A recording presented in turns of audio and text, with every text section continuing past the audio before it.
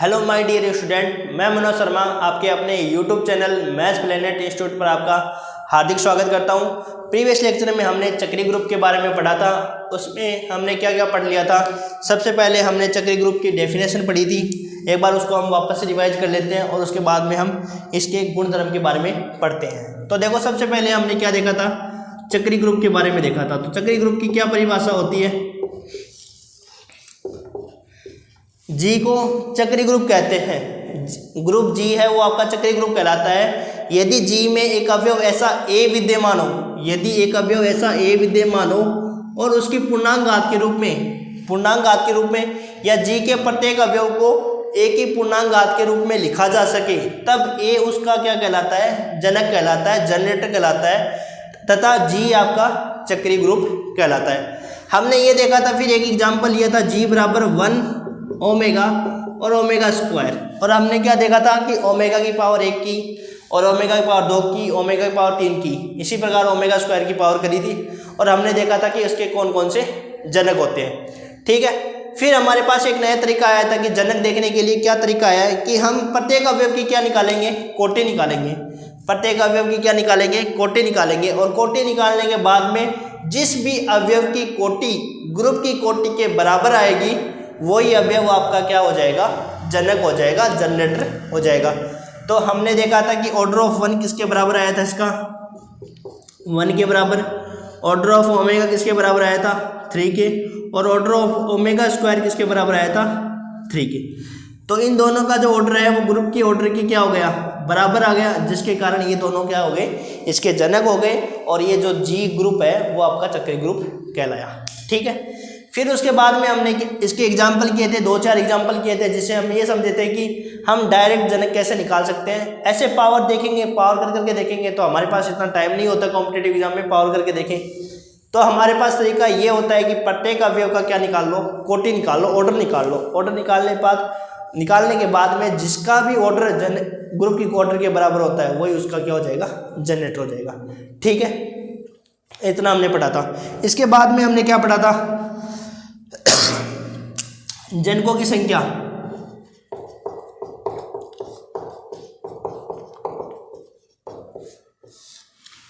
जनकों की संख्या, number of generator. तो नंबर ऑफ जनरेटर कैसे निकालते हैं, तो मान लो ऑर्डर ऑफ जी, मान लो आपके पास n दे रखा है। ऑर्डर ऑफ जी कितना दे रखा है, n दे रखा है। तब जनकों की संख्या का क्या फॉर्मूला था, या जनकों की संख्या कैसे निकालते थे, n से छोटी तथा n के साथ या n के सापेक्षिक अभाज्य संख्याओं की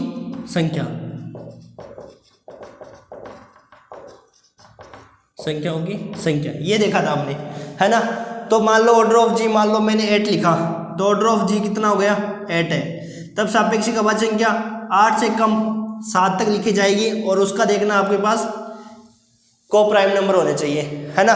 तो देखो 1 हो जाएगा, 2 नहीं होगा, 3 नहीं होगा, 4 नहीं होगा, 5 नहीं होगा, 7 हो जाएगा। तो ये आपके 4 हो जाएंगे उसके जनक। एक हमने इसमें नोट लगा के लिखा था कि यदि मान लो order of G prime number है, तो ऑर्डर ऑफ जी यदि प्राइम नंबर है तो उसके नंबर ऑफ जनरेटर कितने हो जाएंगे, p-1। तो यदि मान लो ऑर्डर ऑफ जी मान लो 17 है, तब जनक की संख्या कितनी हो जाएगी, 16। यदि मान लो ग्रुप का ऑर्डर मान लो 2017 है, तब जनक की संख्या कितनी हो जाएगी, 2016। यदि मान लो ग्रुप का ऑर्डर मान लो 7 है, तो कितना हो जाएगा उसका नंबर ऑफ जनरेटर, 6। ठीक है, ये हमने देखा था। फिर हमने ये भी देखा था कि Z+ जो चक्री ग्रुप है वो केवल एक ऐसा चक्री ग्रुप है जिसके जनक कितने होते हैं, 2। ये आपके RPSC फर्स्ट ग्रेड में क्वेश्चन पूछा हुआ है। क्या क्वेश्चन पूछा हुआ है कि Z+ जो अपरिमित चक्री ग्रुप है उसके जनकों की संख्या होगी 1, 2, 3, 4। तो आपके जनकों की संख्या होगी 2, 1 और -1। ठीक है। इसके बाद में हमने देखा था कि एक नोट और भी देखा था कि Q+, R+ और C+, ये आपके क्या होते हैं, चक्री ग्रुप नहीं होते।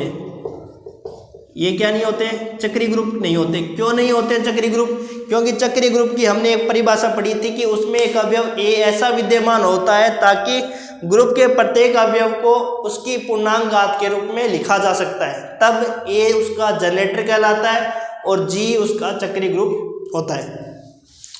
तो इनमें ऐसा कोई भी अवयव विद्यमान नहीं होता है ताकि ग्रुप के प्रत्येक अवयव को उसकी पूर्णांक घात के रूप में लिखा जाए, तब ये जो ग्रुप होते हैं वो क्या नहीं होते हैं, आपके चक्रीय ग्रुप नहीं होते। अब देखो हम जो गुणधर्म पढ़ेंगे, प्रॉपर्टीज के बारे में पढ़ेंगे, तो प्रॉपर्टीज क्या क्या प्रॉपर्टीज है, चक्रीय ग्रुप की जो प्रॉपर्टीज है वो क्या प्रॉपर्टीज है, बहुत इंपॉर्टेंट है, प्रॉपर्टीज से भी क्वेश्चन आपके आते हैं। तो देखो सबसे पहला प्रॉपर्टीज तो मैंने आपको एग्जाम्पल में बता दिया था, इनके क्या प्रॉपर्टीज थी, क्या प्रॉपर्टीज थी, ये प्रॉपर्टीज बताई थी कि यदि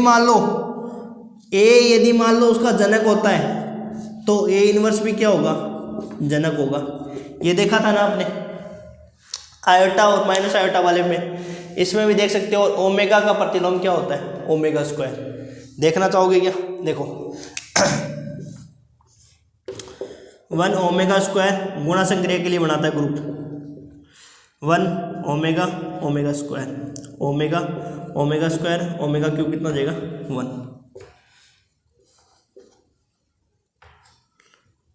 ओमेगा। तो देखो 1 कहाँ पे, तो 1 का प्रतिलोम क्या हो जाएगा, ओमेगा, और ओमेगा स्क्वायर का प्रतिलोम क्या हो जाएगा, ओमेगा। ओमेगा स्क्वायर का ओमेगा हो जाएगा और ओमेगा का ओमेगा स्क्वायर हो जाएगा। तो दोनों प्रतिलोम होते हैं आपस में, ओमेगा और ओमेगा स्क्वायर, और आपस में ये होते हैं जनक भी होते हैं, है ना। तो पहली प्रॉपर्टीज तो आपकी यही हो जाएगी कि यदि ए जनक होगा तो ए इनवर्स भी क्या होगा, जनक होगा। दूसरी प्रॉपर्टीज क्या होगी कि क्यू प्लस आर प्लस और सी प्लस, ये सारे ग्रुप आबेली ग्रुप तो होते हैं, ये सारे ग्रुप क्या होते हैं, आबेली ग्रुप तो होते हैं, परंतु ये चक्रीय ग्रुप नहीं होते। ये सारे ग्रुप जो होते हैं वो आबेली ग्रुप तो होते हैं पर चक्रीय ग्रुप नहीं होते। तो प्रॉपर्टीज यहाँ पे क्या बनती है कि प्रत्येक चक्रीय ग्रुप आबेली होते हैं, परंतु प्रत्येक आबेली ग्रुप चक्रीय ग्रुप नहीं हो। मतलब इसका विलोम सत्य होना आवश्यक नहीं है कि चक्रीय ग्रुप, देखो कि जो चक्रीय ग्रुप होगा वो आबेली होगा। कोई भी ग्रुप यदि मान लो चक्रीय ग्रुप है तो वो आबेली जरूर होगा, परंतु इसका विलोम सत्य होना आवश्यक नहीं है। आवश्यक कैसे नहीं है कि जैसे मान लो कोई आबेली ग्रुप है तो वो चक्रीय ग्रुप होना उसका आवश्यक नहीं है। तो उसके लिए हम एग्जाम्पल क्या ले सकते हैं कि Q plus R plus C plus, ये ग्रुप आपके आबेली तो है बट चक्रीय नहीं है।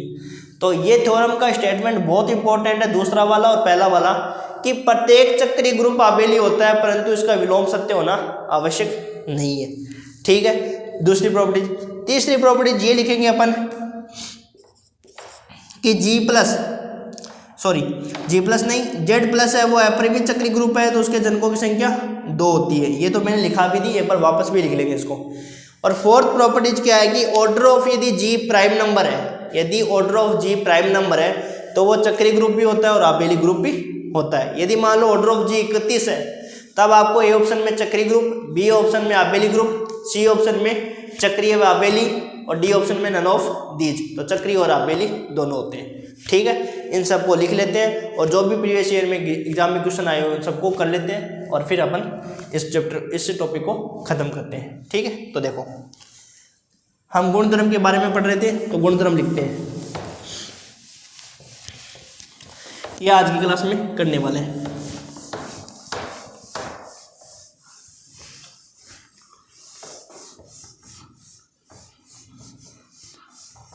तो देखो सबसे पहले ग्रुप के गुणधर्म में देखते हैं, चक्रीय ग्रुप के गुणधर्म में। तो यहां लिखो गुणधर्म।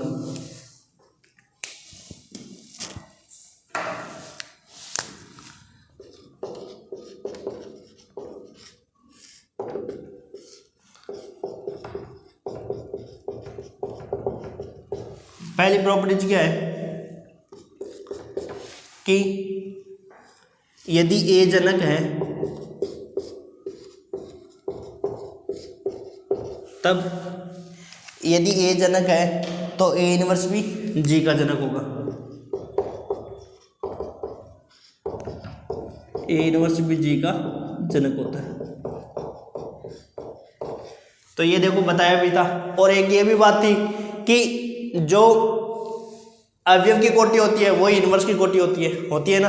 4 4 बराबर होती है, ये भी बताया था।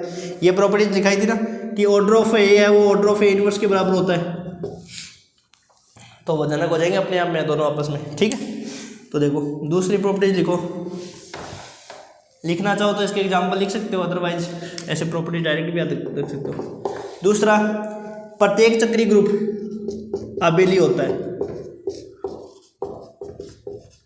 प्रत्येक चक्रीय ग्रुप आबेली होता है,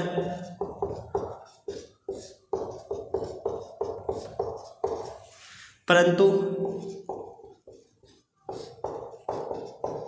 इसका विलोम सत्य होना आवश्यक नहीं है।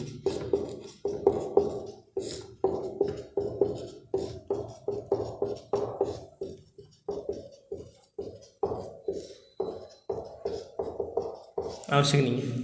फॉर एग्जाम्पल के लिए लिख सकते हो आप क्या, Q plus C plus R plus आबेली ग्रुप है परंतु चक्रीय नहीं है, आबेली ग्रुप है परंतु चक्रीय नहीं है।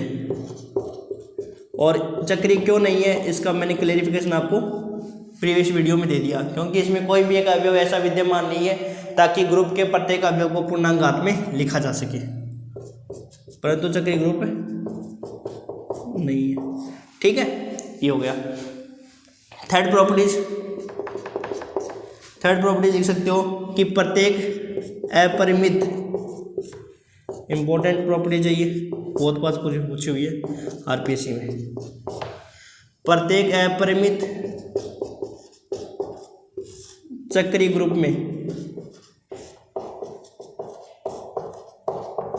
जनकों की संख्या 2 होती है,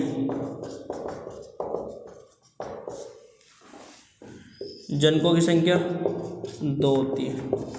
फोर्थ प्रॉपर्टीज, यदि order of G equal to prime number है, ठीक है, अभाज्य संख्या हो, तब ग्रुप जी चक्रीय व आबेली दोनों होता है, चक्रीय व आबेली ग्रुप होगा।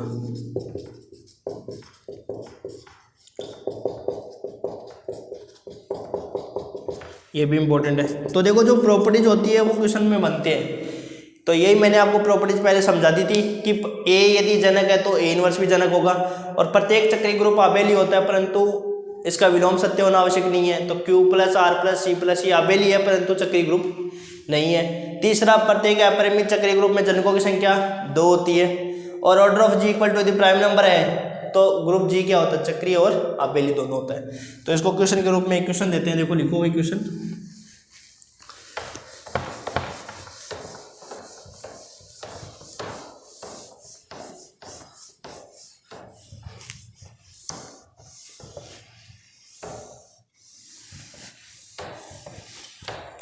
यदि लिखो एक क्वेश्चन,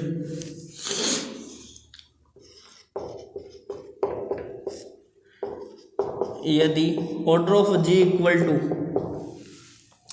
यदि order of G equal to 31 है तब सत्य कथन है, या तब जी होगा।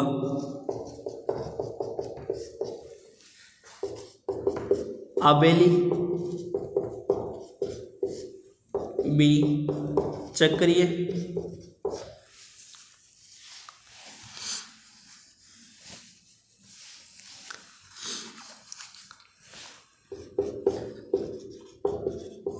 आबेली व चक्रीय,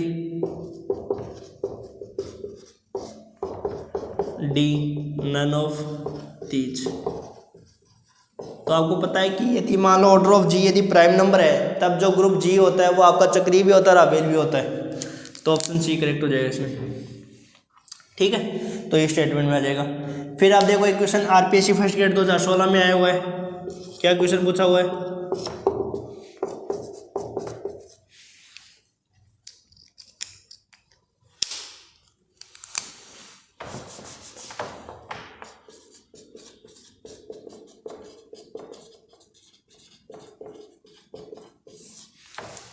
क्या क्वेश्चन पूछा हुआ है कि यदि जी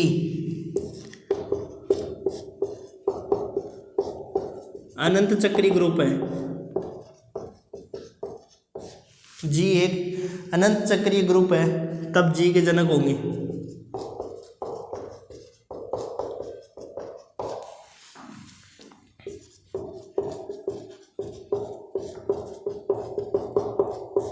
जनक होंगे तो 1 2 3 4, तो कितने जनक होंगे? 2 जनक होंगे। तो ये आपको मैंने लिखा दिया था कि प्रत्येक अपरिमित चक्रीय ग्रुप होता है उसके जनक कितने होते हैं? 2 होते हैं। फिर एक क्वेश्चन और लिख लो, लिखना चाहो तो। वैसे तो कंप्लीट हो गए, एक और लिख लो, कंप्लीट करते हैं फिर इसमें।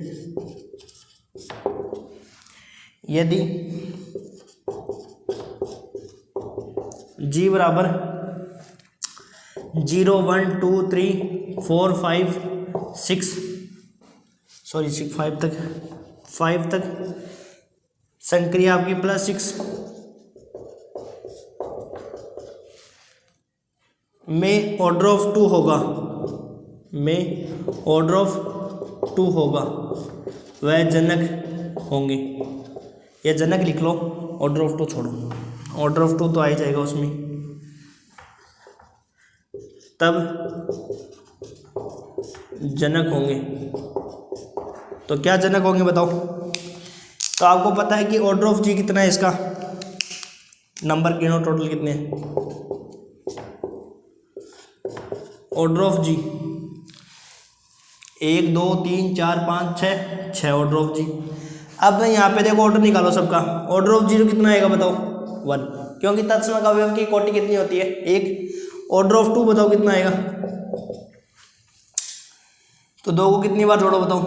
2 2 4 2 6 0 आ जाएगा, तो 3, तो ऑर्डर ऑफ 3। ऑर्डर ऑफ 2 3 आ गया। ऑर्डर ऑफ 3 2, 3 + 3 6 में 6 का रिमाइंडर 0। ऑर्डर ऑफ 4 कितना आ जाएगा बताओ इसका? 4 में 4 ऐसे जोड़ेंगे ना, 4 8 2 रिमाइंडर और फिर वापस 3, तो ऑर्डर ऑफ 4 3। ऑर्डर ऑफ 5 कितना आ जाएगा बताओ? 5 5 10 6 हो जाएगा, 4 और 5 9, 3 और 5 8, 2 और 5 7, 2 5 कितने हो गए देखो? 5 + 6 5 + 6 5 + 6 5 5 5 10 रिमाइंडर 4 4 5 9 रिमाइंडर 3 और 5 8 रिमाइंडर 2 और 2 और 5 7 रिमाइंडर 1 और 1 और 5 6 रिमाइंडर 0। 1 2 3 4 5 6 ऑर्डर ऑफ 6, 5 कितना आ जाएगा? 6 और 6 नहीं, तो इसमें एक ही जनक होगा। और वो जनक क्या होगा? एक नहीं होगा जनक इसमें। रुको हमने एक का ऑर्डर नहीं निकाला ना, एक का ऑर्डर में कितना आएगा? 6। तो जनक क्या हो जाएंगे इसमें? 1 और 5। तो जनकों की संख्या कितनी हो जाएगी? 2।